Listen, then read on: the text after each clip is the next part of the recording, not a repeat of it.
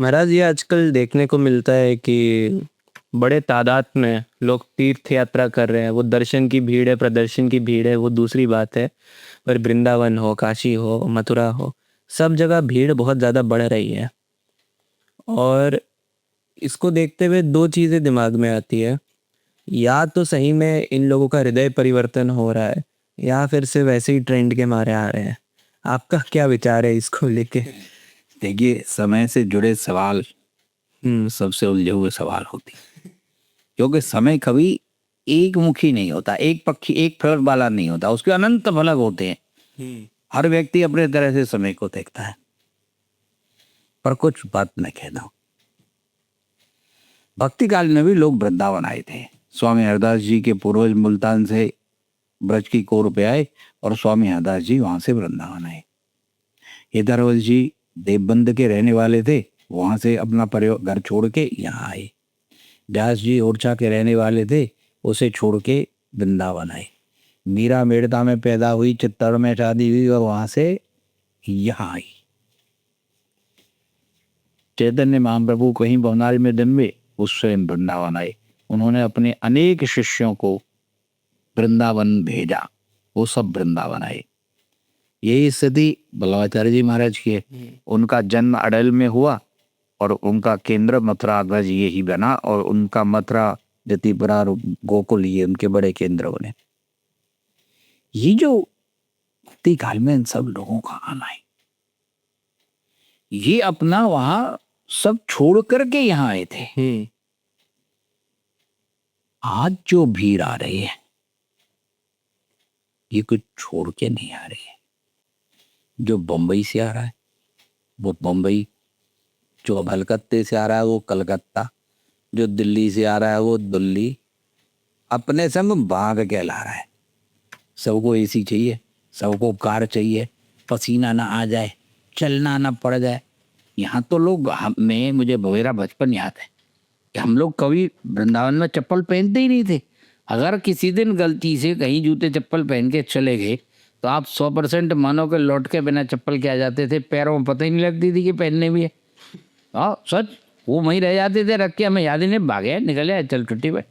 ये मेरे अपने होश संभालने तक का वृंदावन ऐसा था, कोई चप्पल पहनता ही नहीं था।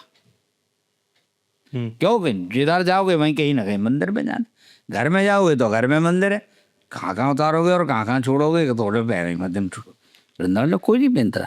आज स्थिति है सबसे जोड़ का। आज जो पब्लिक आ रही है वो भक्त नहीं है, उसमें बहुत बड़ी संख्या तो याचकों की है। मेरा ये काम हो जाए, मेरा वो काम हो जाए, प्रभु मैं बिहार जी की डाक आती है। मैं आपको अपना सेवा का अनुभव बताता हूँ।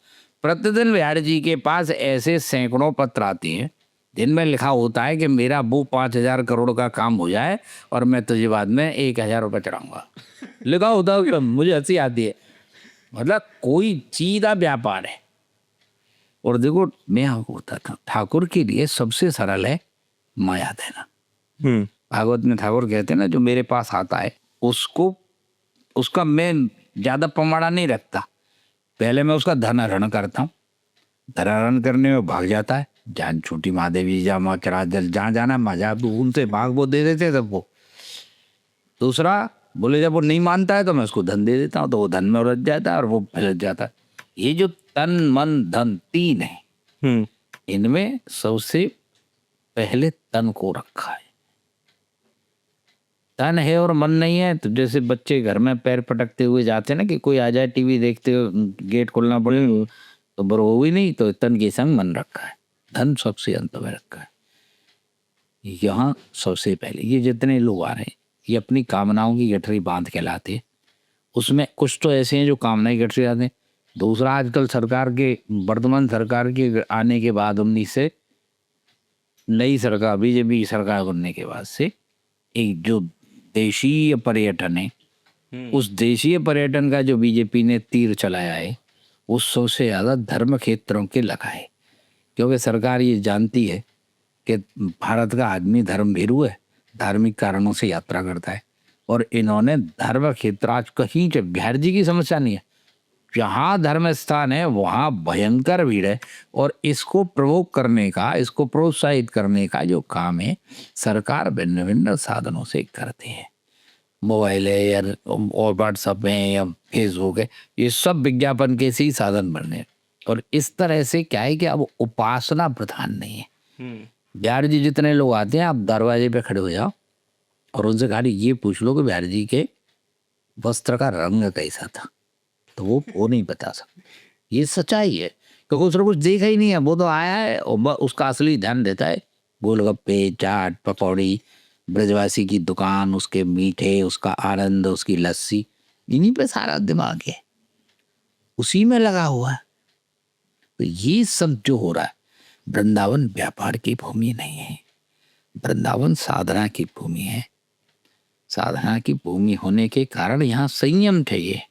और अब जो हो रहा है और जो कुछ उसमें सरकारी आशीर्वाद शामिल है, होटल बना, ये बना, वो बना, सारी वृंदावन के आसपास सारे जंगल नष्ट हो। लगभग आने वाले टाइम में मेरा अपना जो मुझे दिखता है, मैं जो जिस चीज़ को मैं देख रहा हूँ और देख रहे हैं कि नहीं देख रहे हैं, आने वाले 15 साल में पूरा ब्रज कहीं आपको एक पेड़ नहीं मिलने वाला है।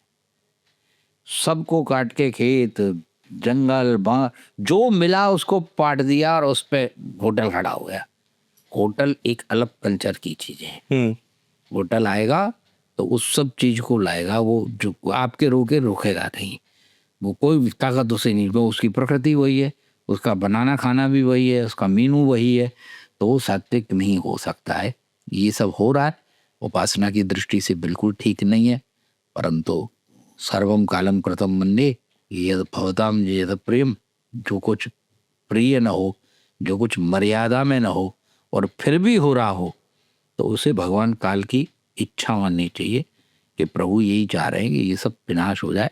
500 साल वृंदावन रह लिया, अब इसके बाद वृंदावन चित्रों में किसी संग्रहालय, मथुरा संग्रहालय की किसी गैलरी में आपको लगा मिलेगा ऐसा वृंदावन। आज भी आप देखिए फेसबुक वगैरह पे ऐसे चित्र आते हैं, आज से 50 साल पहले का वृंदावन, आज से 50 साल पहले की परिक्रमा, आज से 50 साल पहले वो जंगल, वो बेरियाओं के बड़े बड़े स्थान, वो रेत मिट्टी में चलना, वो मिट्टी से का बनना, वो रज रही नहीं जिस रज के लिए उद्धव तरसता था कि मुझे जरा रज मिल जाए। आशा महो चरण रेणु शयन श्याम, वो चरण रेणु की महान आशा को, जस चरण रेणु को पाने का था, वो कंक्रीट हो गया।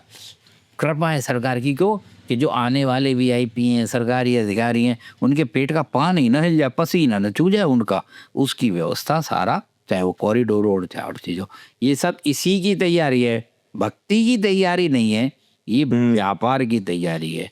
सरकार भी यही कह रही है। जो आज यहाँ ब्रज विकास तीर्थ समिति के अधिकारी हैं, वो ये नहीं कहते कि वृंदावन में भक्ति बढ़ेगी, वो कहते हैं आप सबको लाभ होगा। लाभ काहे का होगा? पैसे का। ज्यादा अर्थ करेंगे, लाभ माने पैसा आगे, दुकानदारी बढ़ेगी। उनका बसी, उन्हें समझ ही इतनी है, वो जिस विषय को समझते नहीं, उस आदमी को उठा के सरकार ने वृंदावन की छाती बैठा दिया, और वो बैठा बैठा वहाँ अपनी दाल दलता रहेगा, क्योंकि अधिकार संपन्न आदमी वो जो चाहे सो।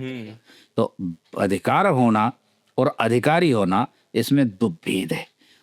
जिस आदमी के पास अधिकार है, वो जिस भूमि की मैनेजमेंट को है, उसको बेनिफिट करने की न समझ है, न वो उसका अधिकारी है।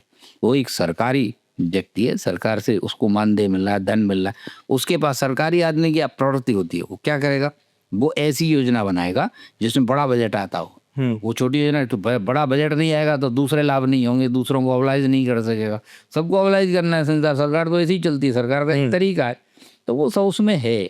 और वो आज की जो कुछ भी कॉरिडोर है, ब्रजवासी जिस तरह यहाँ रह रहे थे, ब्रजवासियों ने कोई यहाँ व्यापार नहीं कर रखा था, छोटे छोटे घरों में अपना रह रहे थे, कोई बड़े बड़े घर नहीं बनाए, बड़ी गलियाँ के ब्रजवासी नहीं बना सकते थे।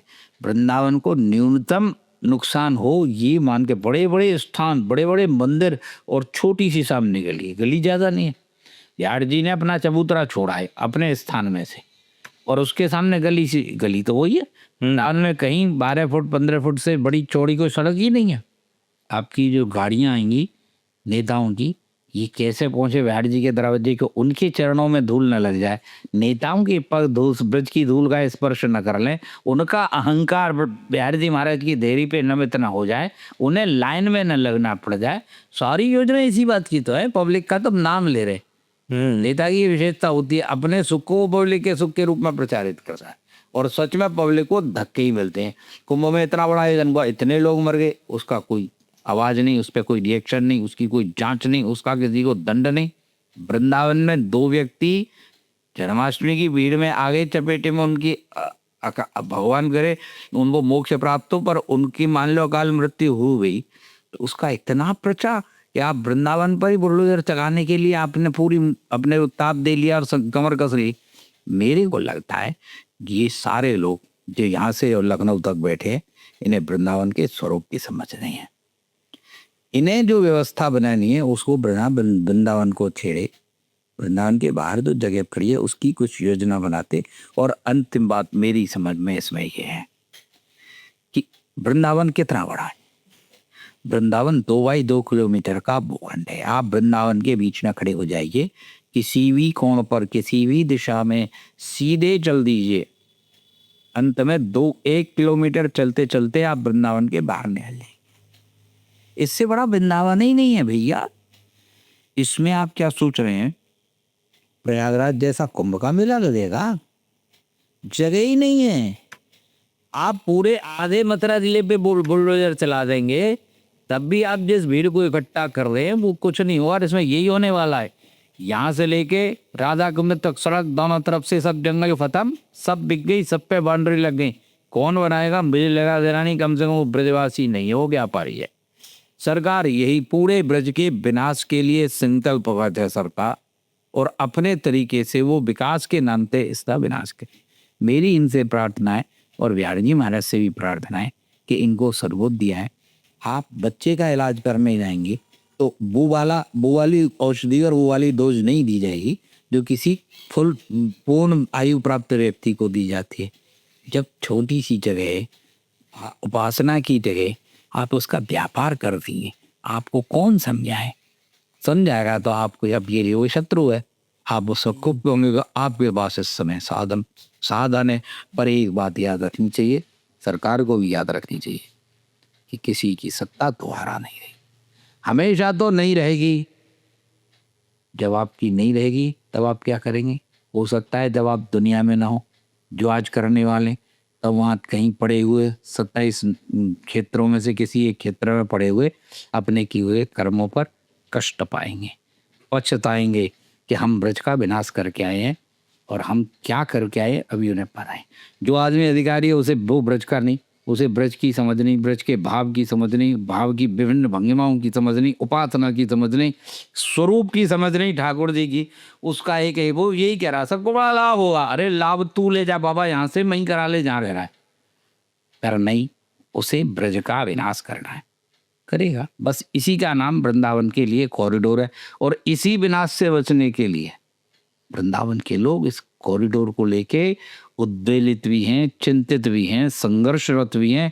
ये कोई बेचारे मिलिट्री नहीं है जो आपके खिलाफ मोर्चा लग के और लड़ेंगे। ये जो कुछ कर सकते हैं, इनका उतना सा एक दीपक जलता है, सारे अंधकार के वो अंधकार को नहीं मिटा सकता है, लेकिन जहाँ जलता है वहाँ तो रोशनी करता है। वृंदावन वाले लोगों का कॉरिडोर के विरुद्ध और ये सब जो प्रयत्न चल रहे हैं, इनके विरुद्ध, सरकारी प्रयत्न के विरुद्ध जो इनका प्रतिकार है, वही दीपक की तरह। अंधकार कितना कटेगा नहीं मालूम, अंधकार कितना छटेगा नहीं मालूम, अंधकार मिटेगा कि नहीं मिटेगा नहीं मालूम, लेकिन वृंदावन वालों को ये संतोष तो रहेगा कि हमने सिर झुका करके इस अंधकार को स्वीकार नहीं किया है। हम लड़े, इतिहास में ये लिखा जाएगा कि ऐसी दुर्दांत सरकार बैठी थी जिसने वृंदावन की भावनाओं को न तो समझा न मन बनाया, और वो केवल व्यापार को ध्यान में रख करके सबका विनाश करती रही। धन्यवाद महाराज जी, आपने जो कहा वे वास्तविक में चिंतन मनन का विषय है। आप सब भी जो दर्शक देख रहे हो, आप भी चिंतन मनन कीजिए और सोचिए कि ये कॉरिडोर बनना सही है कि गलत है। ये हम आपके विवेक पे छोड़ते हैं। यदि आपको हमारा कंटेंट पसंद आया, आपको हमारे प्रश्न पसंद आए, आपको हमारा संवाद अच्छा लगा, तो कृपया हमारे चैनल को सब्सक्राइब करें, शेयर करें, कमेंट करें। और यदि आप चाहते हैं हम ऐसे ही ज्ञानवर्धक हम ऐसे ही देवताओं से रिलेटेड अथवा तीर्थ स्थानों से रिलेटेड पॉडकास्ट और लेके आए, तो आप कमेंट भी करें और ज़रूर हमारे चैनल को सब्सक्राइब करें। हर हर महादेव, जय सिया राम, जय श्री कृष्ण।